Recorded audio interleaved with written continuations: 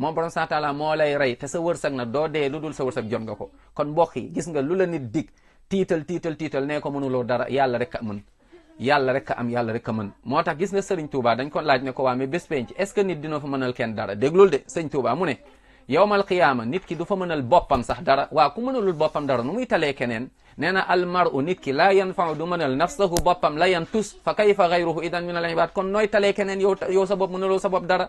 mbir yi mbokk yi bàyyi leen di naxaate, bàyyi leen di bëgg ñu leen di nax.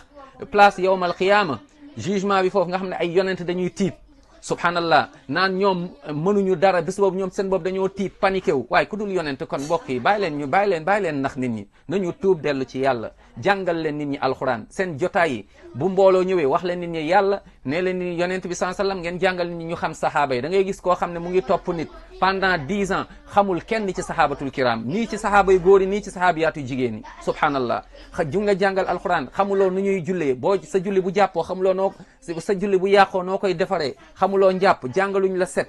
waaye ay mbir ay taggaate, tagg ay nit, tagg ay maamu nit, tagg ay papay nit, tagg ay doomu nit, loolu bàmmeel amu fa benn importance. bàmmeel li ñu la fay laaj mooy ñett yii, mooy kan mooy sa borom, kan mooy sa yonent, lan mooy sa diine. fexeel nag yooyu moom gis nga loo am alal ak loo ñàkk alal, fexeel nag loo ci kaw suuf loo occupé ak loo ñàkk occupé, fexeel ci kaw suuf loo foo mën a nekk ak noo mën a nekkee, mooy ñett yooyu na nga saxoog moom.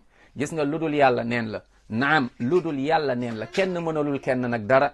moo tax gis nga sëñ Touba day wax ci benn bind mu ne gis nga lor ak njariñ nekkul ci nit ku ñuul, nekkul ci nit ku weex. lor ak njariñ nekkul ci ay xarit, nekkul ci ay noon, ci yàlla rek la nekk. ad-durr wa nafu min arrahman laysa min albidan wa sudan, ad-durr wa nafu min alwahab laysa min al a'da wal ahbab. mu ne nag fa xaytuma taxaf ilahaka al ahad yaxafka min xawfikahu kullu ahad. foo ragalee yàlla nag nee na loolu doy na la. gis nga moo tax mu ne lu gën a bon ci nit ñi, nee na moytu leen nag dañuy sol ay yérew diine. nee na mooy ñoo xamante ni dañuy nax nit ñi subhanallah. ay nit dañuy nax nit ñi ci turu diine. nee na charrul wara mooy ñoo xamante ni yakuluuna amwaala naasi, gis nga dañuy lekk alal nit ñi nag bismi diin, mooy ci turu diine subhanallah. nee na ñooñ boo leen gisee di leen décrire sax naan seen biir yi di wax lu doy waar sax. gis nga kon bàyyi leen di nax nit ñi, dañ leen firil nit ñi alquran, dañ leen firil nit ñi lan mooy sunna. lu nit yàlla yi bind, borom xam-xam lu ñu bind na ngeen ko jàngal firil ko nit ñi.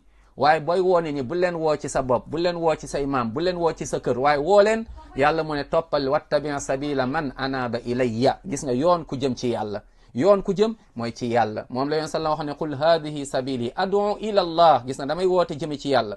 képp ku lay woo di la jëme ci këram, di la jëme ci maamam, di la jëme ci tariqam, di la jëme ci groupe am, di la jëme ci association am, kooku noonu daw ko. waaye toppal képp ko xam da lay woo jëme la ci yàlla, jëm ci yàlla. ñun ci yàlla la ñu jëm. moo tax nit bu deewee lu ñuy wax inna lillahi wa inna ilayhi rajiun. kenn du wax ni inna diw wa inna ila diw, lu ñuy wax inna lillahi wa inna ilayhi rajiun. dee nag mu ngi suñu kanam, bàmmeel mu ngi suñu kanam, yowmal qiyaama mu ngi suñu kanam. xool leen feebar bii am nga xam ne ay nit yu ñu yaakaaroon sax làqatu nañ subhanallah. mbokk yi wóolul yàlla, yaakaaral yàlla, jaamul yàlla, jaamu yàlla rek a wóor. boo kontaane lu mën a am yàlla rek a fi nekk, lu dul yàlla rek neen la.